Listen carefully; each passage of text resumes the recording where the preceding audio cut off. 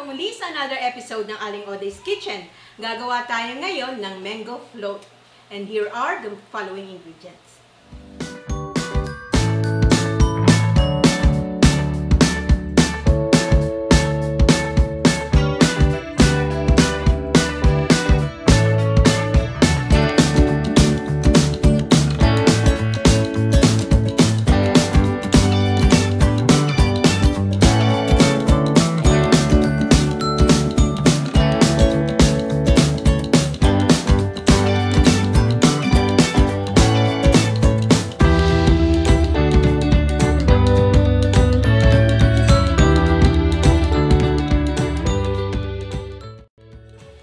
Gagamit din tayo ng 12-inch foil, spatula, at hand mixer. Ang ating first step dito sa ating bowl, pagsamahin natin yung double cream or thick cream at saka yung ating whipping cream. Simutin natin, sayang. Then using our hand mixer, i-cream natin to hanggang sa maging soft peak on high speed.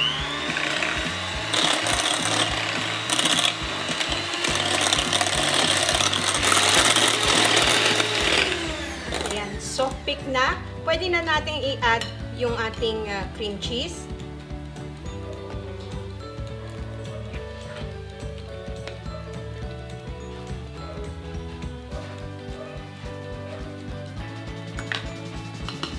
At yung ating condensed milk.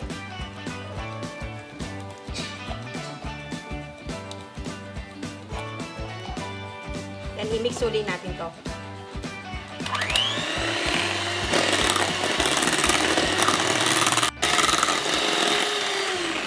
I-add na rin natin yung salt at yung ating vanilla.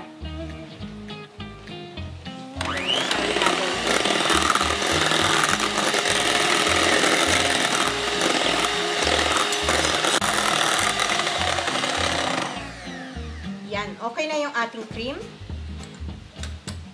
Hahatiin natin to ngayon sa dalawa.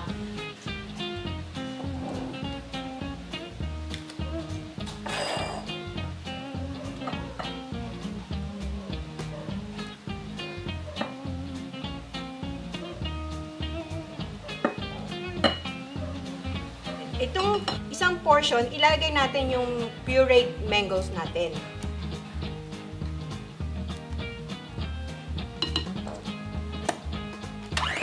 Ilan natin ito.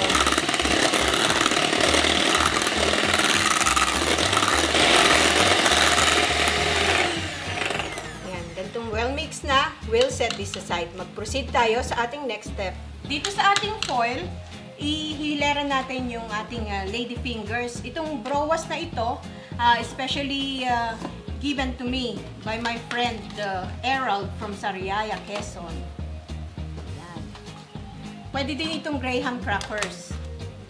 Since meron ngang nagbigay ng browas, itong browas ang gagamitin ko ngayon.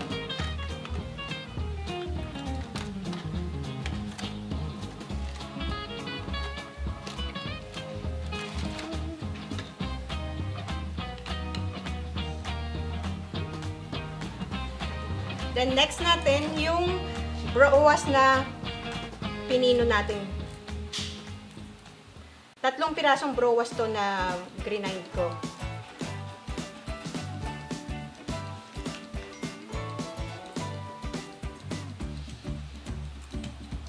Then lagyan natin ng mango slices. Tamis ng mangga. Ayan, nagawa na natin yung first layer, then lagyan uli natin ng browas, yung second layer.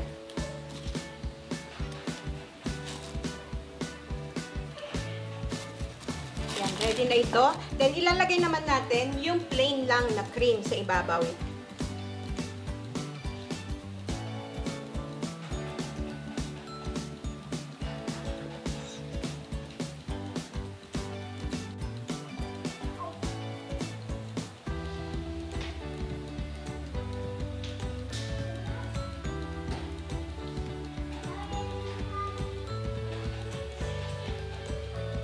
And yung ating graham na dinurog sa ibabaw.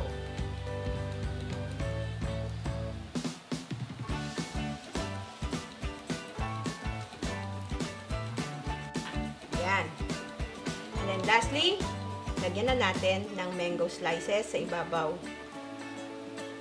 Toppings.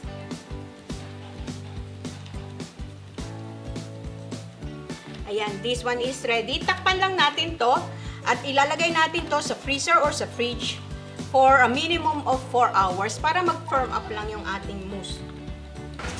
After 4 hours sa fridge, ito na yung ating mango float. So, tingnan natin.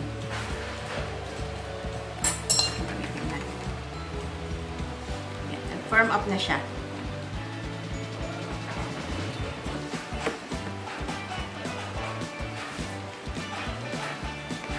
Yan.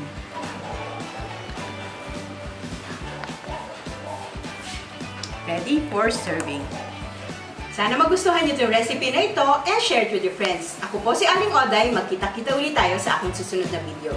Salamat! Bye!